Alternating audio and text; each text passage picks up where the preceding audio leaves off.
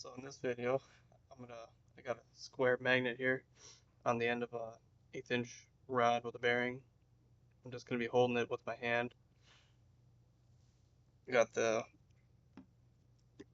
output running from here, both AA through one channel, and then the two Bs going through the other channel, just like I think I had in my previous video. But either way, both coils are being pulsed simultaneously, parallel with each other, because the way the channels are ran. And I got the frequency here out on the stepper motor driver. So I'll start it out. It self starts because it's free spins pretty easy on this bearing. Then I got my output here, or the power consumption. So I'll start this thing.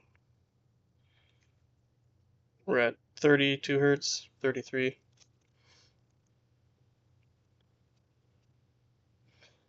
This thing gets I can get this thing to spin all the way up to its max output of 1,000 hertz.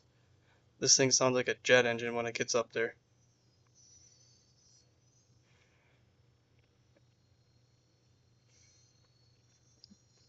So you can see we're at 160.9 hertz.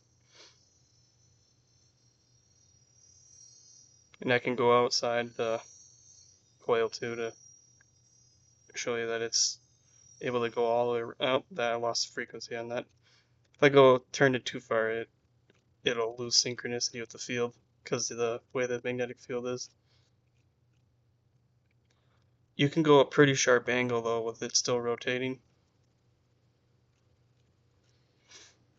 You can go a sharper angle on the inside versus the outside. So, for example, this is straight perpendicular, or I mean, this would be parallel with the field. That would be perpendicular. But I can go pretty close to a perpendicular to where it keeps spinning. If I go any more, right there it starts to, I can feel it. Wow, I can go pretty much damn near very perpendicular to the field in the core. But if I were to move out, well, I guess it's actually in synchronicity with the field pretty well now. But anyway, I'm gonna spin this thing up for you guys to show you. I can max this thing out at 1,000 hertz. I never had something that could spin this fast. I should definitely be wearing safety glasses right now, but I'm not. Just in case, you know. I really should be wearing them though. I'm gonna turn it away from me. We're at 320 hertz. I'm just gonna keep increasing it. You can start to hear it.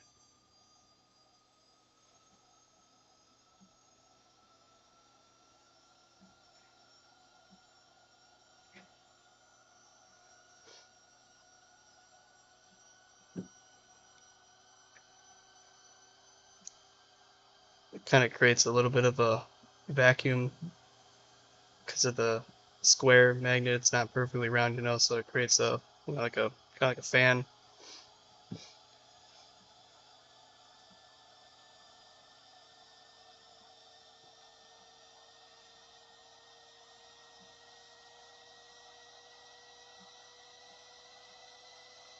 — 600.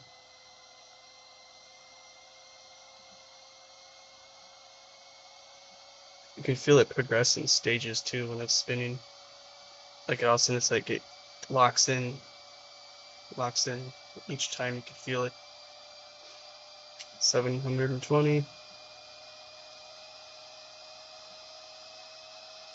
You can see it wiggle the magnet every time it does that. —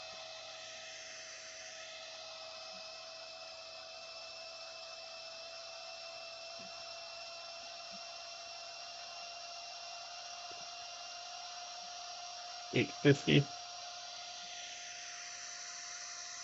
can really feel it move in the air.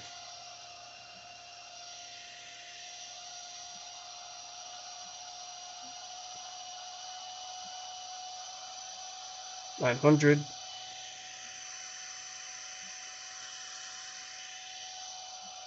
the bearing kind of gets a little warm. Not bad, but not to the point where it feels like it's gonna fail. 950.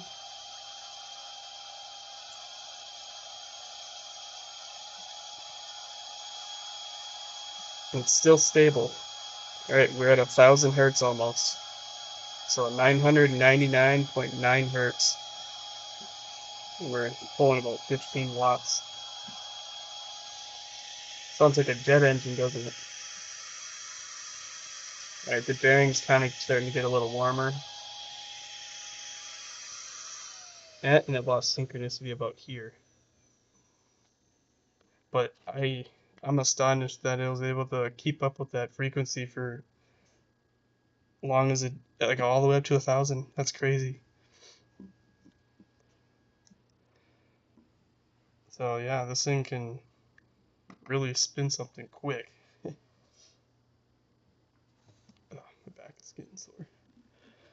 And I got the fun job of dialing this back down.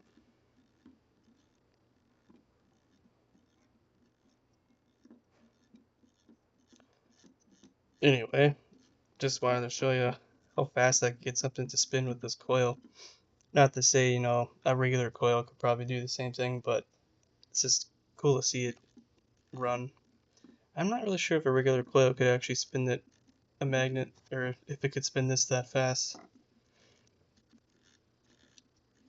And I found one thing is, instead of running the two channels like I do here, if I ran both of these channels in parallel with each other, it actually makes the whole system more efficient, and it has the same power output.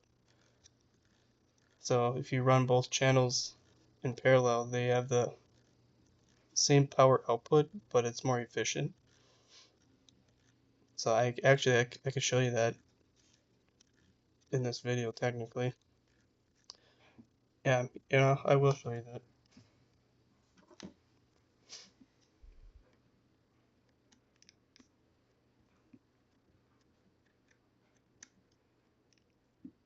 I just gotta get both channels hooked up on each other in parallel.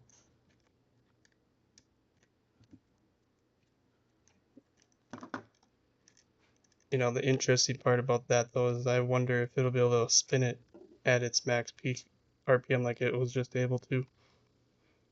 Alright, I gotta grab a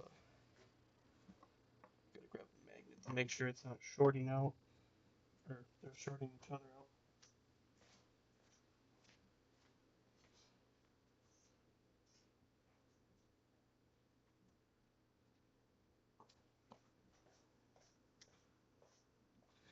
Alright, I'll just use this as my magnet. So if I put this one on here, and that one on here.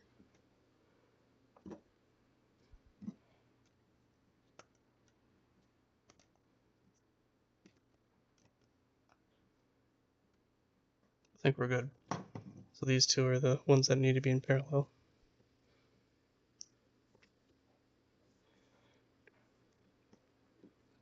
And then all I have to do is just put it into one channel.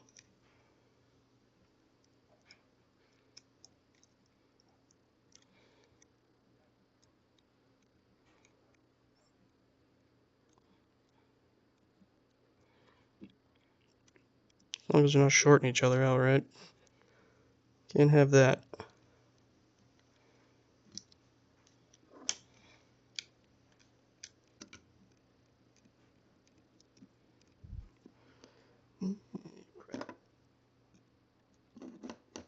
Yeah, that wasn't a good connection.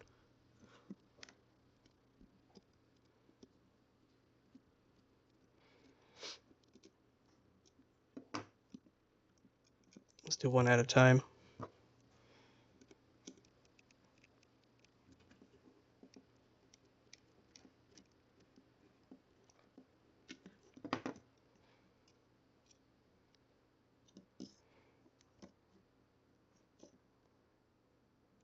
Well, like, I'll get it all put together and I'll have the wires on the wrong ends.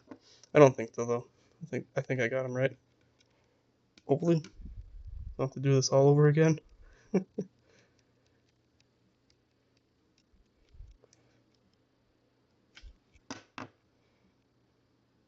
let's call that good enough.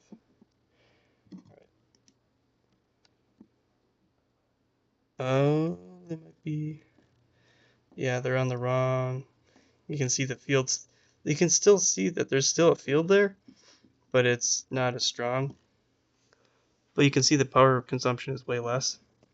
But I have the wires going on the wrong direction, unfortunately for you guys. This video's gonna get long. Sorry.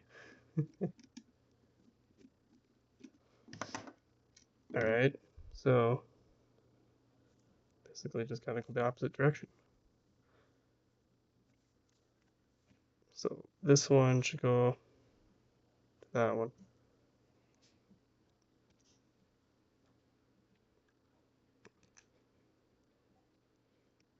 So this is the direction I need.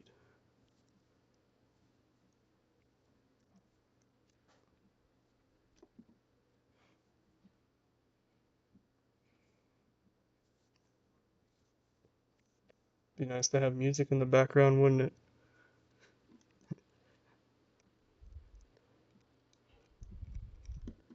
Oh, come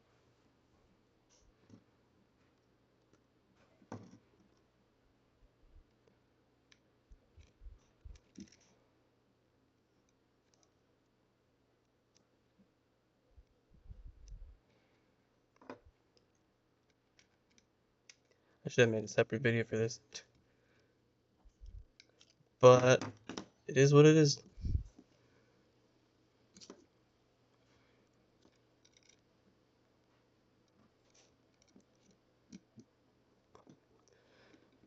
I really like this stepper motor driver circuit. This is really nice. Being able to do everything on one device. Beautiful. And it's actually got a lot of power to it in wattage wise. Alright, now do I got it? Alright, yeah, there we go. Now you can see it. Yeah. That's what I call working. And now look at how much more efficient that is.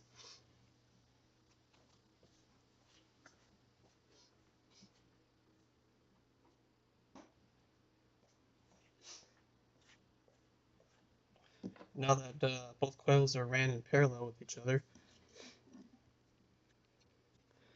Alright, so now I will just increase the frequency and see if I can get the same output as I had before. Let me move my camera back over a little bit.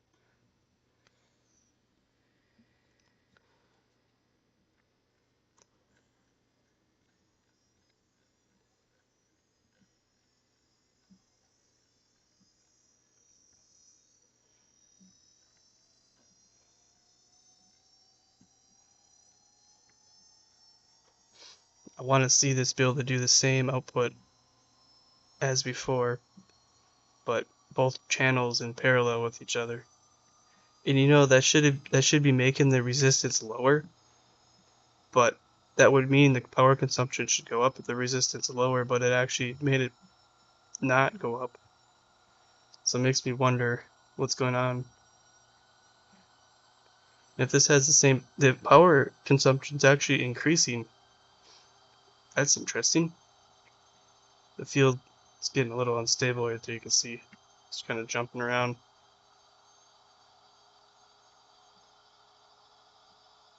Still kind of jumping around. Gonna let it stabilize. So far, though, it seems like it's the same amount of power.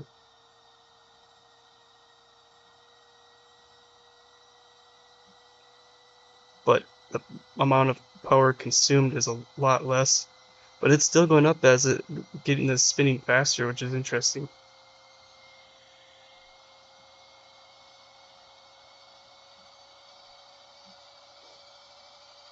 Alright, you gotta let it stabilize a little. There we go. I noticed the stability is not as good.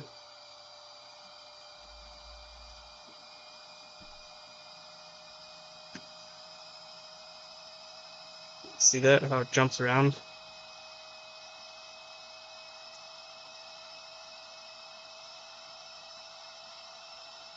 The wattage is increasing still.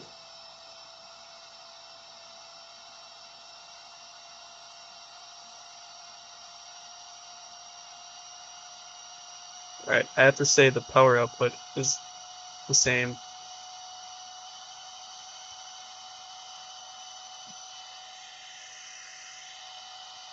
We're already at 900.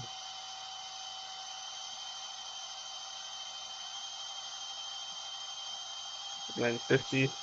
Yeah, the power output is the same as it was before, but it's more efficient. Interesting, ain't it? Now I'm at max RPM 9999. We have only 9.2 watts. So now that both channels are ran in parallel, it makes the two work together and cut the power in half. It actually seems like it might be stronger. Oh, nope, no, maybe not. But either way, see how the power consumption is, I think, half as much now that I have both channels ran in parallel with each other. I like that. I like that. It's an interesting outcome. All right, this video's getting pretty long. All right, see you later, guys.